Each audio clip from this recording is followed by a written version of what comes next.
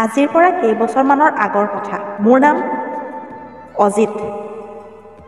তেতিয়া মই পঢ়ি আছিলোঁ। তেতিয়া মোৰ বয়স 20। আমাৰ স্কুলত এজনী বাইদেউ আছিল, অসমীয়া ক্লাছ কৰিছিল। নাম আছিল ৰাণী। নতুনকৈ বিয়া হোৱা, বয়স 30 মান হ'ব। দেখাত বহুত বেছি ধুনীয়া।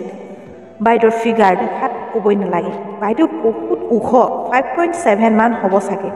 মই পঢ়া শুনা একেবাৰে কেঁচা আছিলোঁ।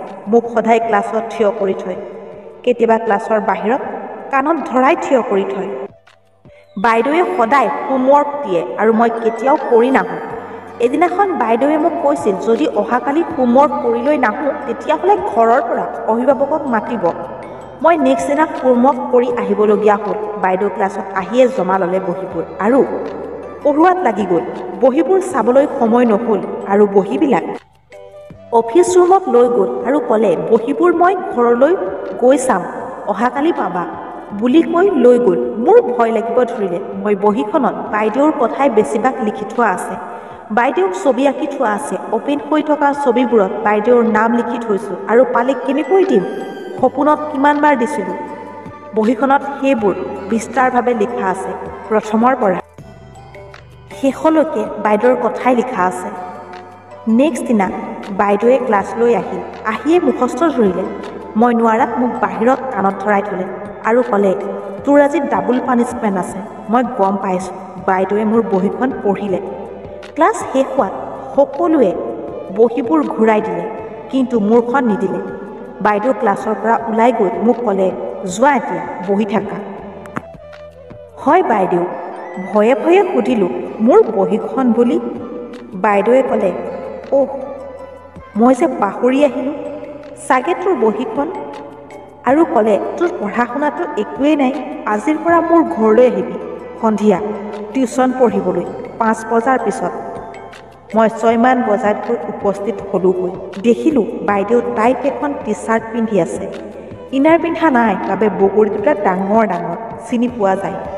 গুটি দুটা জোঙা হৈ আছে। তলত এখন হাফ পেণ্ট পিন্ধি আছে। বাইদেউ সদায় এনেদৰে পিন্ধি থকা দেখা পাওঁ। তেনে অৱস্থাত দেখি লাগি চাই আছিলোঁ। তাইও মাত লগালে, কি হ'ল, তাতে থাকিবি নে ভিতৰলৈ আহিবি? আৰু 5 বজাত আহিব কৈ 6 বজাত আহি ওলাইছ যে? ভিতৰত গৈ বহিলোঁ। বাইদেউ ক'লে, আজি নপঢ়াওঁ, কালিৰ পৰা পঢ়াম।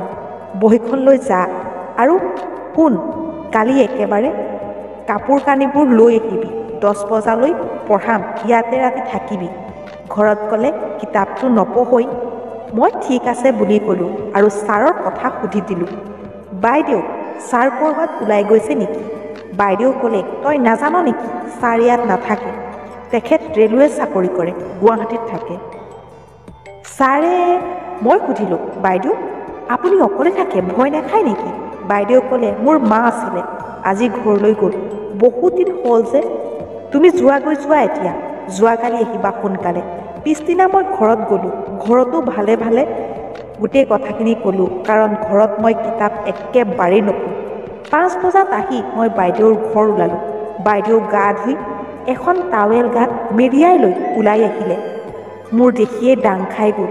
বাইদেউ দেখি ক'লে, কি হ'ল, তেনেকৈ আছা যে?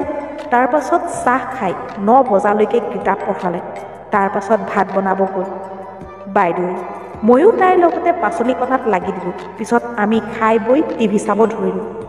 মোক টোপনি লাগিব ধৰিলে। বাইদেউক মই ক'ত শুম বাইদেউ? ক'লে, আমাৰ এখনেই বিচনা, ইয়াতে শুব লাগিব। ময়ো ভালেই পালোঁ। মই শুই পৰিলোঁ। তাই লাইটটো অফ কৰি দিলে আৰু লাইট কালাৰৰ লাইট এটা জ্বলাই আহি মোৰ কাষতে শুই দিলে। অলপ সময় কথা পাতিলোঁ। বাইদেৱে ক'লে, মই কিবা বস্তু সাৱটি ধৰি শুব নাপালে টোপনি নাহে, তোক ধৰি শুম হ'বনে? ময়ো মনে মনে ভালেই পালোঁ। ক'লোঁ, ধৰা, একো নহয় বাইদেউ। মোক ভৰি দুখন দি মেৰিয়াই ধৰিলে আৰু সাপতিও ধৰিলে। ডাঙৰ ডাঙৰ বগৰী দুটা মোৰ পিঠিত লাগি ধৰিলে নহয়। বাইদেৱে ক'লে, মোৰ ফালে মুখ কৰি শু। মই বাইদেউৰ পিনে মুখ ঘূৰাই পিনি শুলোঁ। মই টোপনি যোৱাৰ ভাও জুৰিলোঁ। বাইদেৱে মোক চুম খাব ধৰিলে গালে মুখে আৰু টি-চাৰ্টটো খুলি পেলালে আৰু মোক চেপি ধৰিলে। তাই মোক তাৰ ওপৰত তুলি ল'লে। মোৰ চোলা পেণ্ট খুলি দিলে আৰু নিজেও খুলি অপেন হৈ ল'লে আৰু মোক কামুৰিব ধৰিছে। তাৰ পাছত তাই মোক ক'লে, ঐ আজি কিয় মোক দিব পৰা নাই? সপোনত হ'লে দিব পাৰ। আজি যে তোক মূৰখন মেলি দিছোঁ, তথাপিও তই মনে মনে আছ, শুই আছ কিয়? তোৰডাল থিয় কৰিব পৰা নাই নেকি? মই উঠি বাইদেউক কামুৰি ধৰিলোঁ আৰু বাইদেৱে নিজেই মোৰডাল ধৰি তাত সুমুৱাই দিলে। মই য'তে ত'তে কামুৰি কামুৰি দিব ধৰিলোঁ।